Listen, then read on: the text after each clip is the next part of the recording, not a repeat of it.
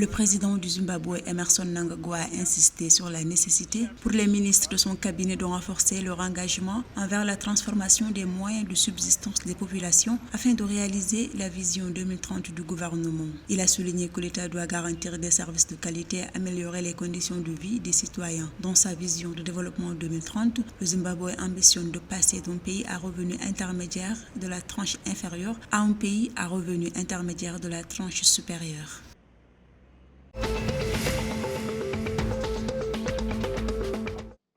En Zambie, le Parti uni pour le développement national, UPND, qui possède le plus grand nombre de sièges à l'Assemblée nationale, a dissous ses structures dans la province de l'Est dans le but de résoudre les conflits internes. Cette division intervient après que des divisions prolongées au sein du parti ont aggravé ses progrès dans la région. Le parti était en proie à de graves divergences depuis les élections de 2021, ce qui a entraîné la formation de deux camps rivaux.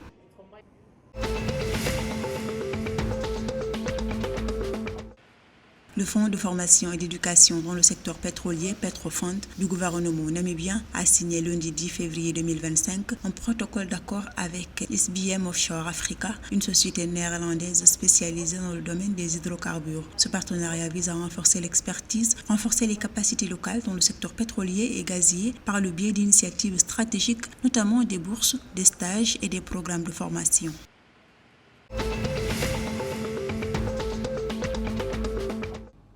Le gouvernement angolais a annoncé son intention de renforcer la connectivité de certaines régions enclavées et d'améliorer l'accès aux services sociaux de base. À cette fin, projet de réhabilitation de 215 km de routes reliant 4 villes de l'Est de Luanda ont été approuvés. Les travaux, qui devraient durer entre 18 et 24 mois, s'inscrivent dans l'objectif du gouvernement de développer un réseau de 2142 km de routes.